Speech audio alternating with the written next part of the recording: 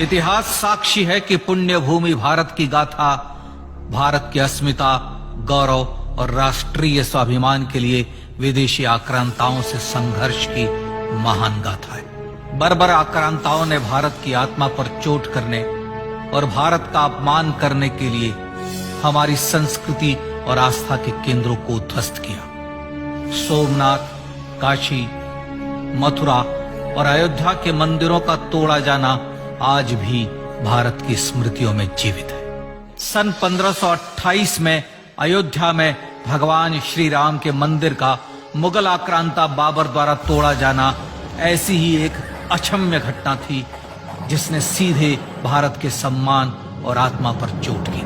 कारण साफ था, अयोध्या के श्री राम के मंदिर पर आक्रमण भारत की आत्मा पर आक्रमण था। जहां हर भारतीय के रोम रोम में राम बसते हैं, वह भारत यह अपमान कैसे सहता। राम मंदिर पर आक्रमण भारत को आहत कर गया था। विदेशी हमलावर अपनी बर्बरता दिखाते गए और भारत अपने आत्मगौरव को फिर से पाने के लिए संघर्ष करता रहा।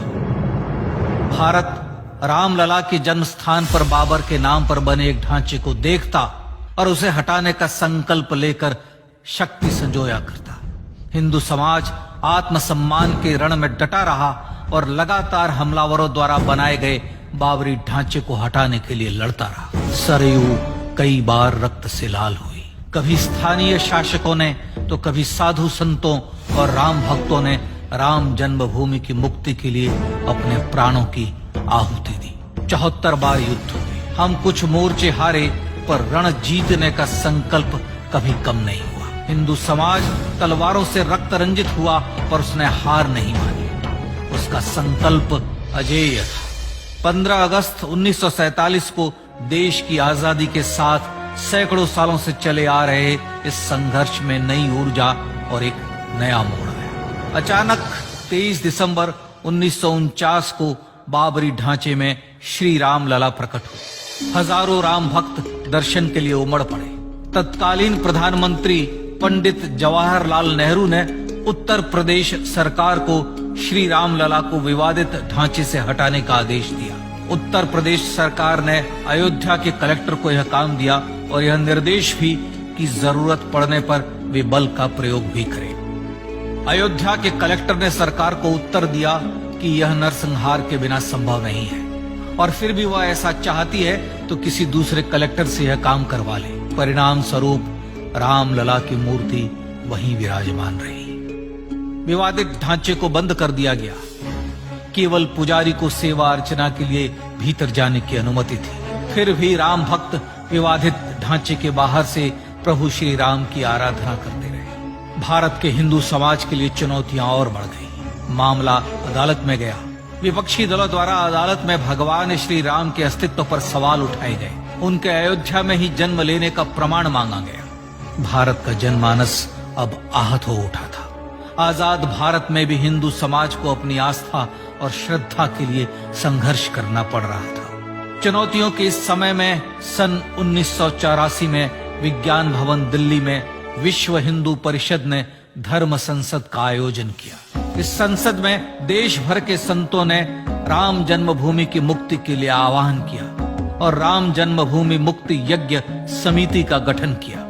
धर्म संसद ने राम जन्मभूमि की मुक्ति और वहां भगवान श्री राम के भव्य मंदिर बनाने के भारत के जनमानस के संकल्प को फिर से दोहराया। विश्व हिंदू परिषद के नेतृत्व में मंदिर निर्माण के लिए पूरे देश में अभूतपूर्व आंदोलन की शुरुआत हुई। श्री राम जन्मस्थली मुक्ति यज्ञ समिति के साथ देश भर में राम जानकी की रथ यात्राएं निकली। राम लीलाओं में राम कथा के माध्यम से भारत का आम जन फिर से जुटा।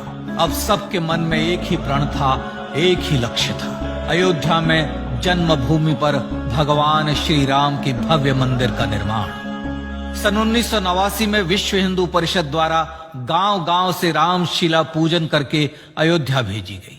2,75,000 गांवों से रामशिलाएं अयोध्या पहुंची। भव्य राम मंदिर के शिलान्यास का निर्णय हुआ।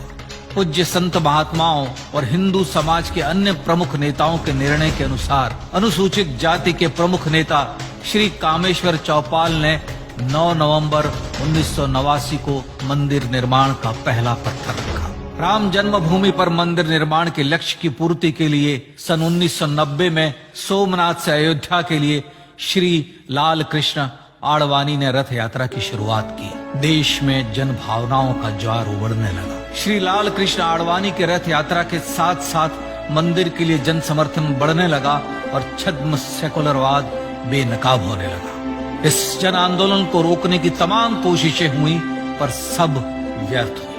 विश्व हिंदू परिषद ने देशवासियों से अयोध्या में जन्मभूमि पर मंदिर निर्माण के लिए 30 अक्टूबर और 1 नवंबर 1990 को कार सेवा का आह्वान किया। परिणाम स्वरूप लाखों राम भक्त कार सेवा के लिए देश के कोने कोने से अयोध्या आए। इससे देश की एकात्मता का विराट दर्शन हुआ। कार सेवकों को रोकने के लिए उत्तर प्रदेश के तत्कालीन मुख्यमंत्री श्री मुलायम सिंह यादव ने अयोध्या में परिंदे को भी पर न मारने देने की घोषणा की। स्थितियां गंभीर हो गई। अयोध्या से 200 किलोमीटर दूर रेलगाड़ियां रोक दी गई। अयोध्या युद्ध भूमि बना दी गई। मार्ग बंद, रेल बंद, चप्पे चप्पे पर पुलिस। अयोध्या सैनिक छावनी में बदल गई। राम नाम पर ऐसी पाबंदी कि अर्थी ले जा रहे लोगों तक को रोका गया क्योंकि वे राम नाम सत्य कह रहे थे। लेकिन सैकड़ों किलोमीटर की यात्रा कर कार सेवक अयोध्या पहुंचने लगे। राम के गीत गाते, होठों पर हंसी और पांव में छाले लिए राम काज के लिए राम भक्त देश विदेश से अयोध्या पहुंच ही गए। कार सेवकों पर गोलियां चली। अनेक कार सेवक शहीद हुए। आजाद भारत में जन्मभूमि पर राम मंदिर के लिए कार सेवकों ने फिर एक बार अपना बलिदान दिया, पर कार सेवकों ने विवादित ढांचे पर भगवा फहरा ही दिया और इस तरह कार सेवा सफल हुई। श्री राम जन्मभूमि आंदोलन ने भारत की सुप्त आत्मा को झकझोर कर जगा दिया। विश्व हिंदू परिषद ने फिर एक बार 6 दिसंबर 1992 को कार सेवा का आह्वान किया। राम भक्तों को कार सेवा करने देने के लिए अदालत में प्रार्थना की गई, पर अदालत ने कोई निर्णय नहीं दिया। परिणाम स्वरूप बौद्ध, जैन, सिख, स्वामीनारायण संप्रदाय, गायत्री परिवार, हर पंथ मत विचार के हिंदू एकत्र हो गए। छूत अछूत का भेद मिटा, जाति की पहचान मिटी। हम सब हिंदू, हम सब सिंधु बन गए। राम सिंधु में ज्वार उठा और देखते ही देखते 6 दिसंबर 1992 को श्री राम जन्मभूमि से बाबरी ढांचा सदा के लिए हट गया।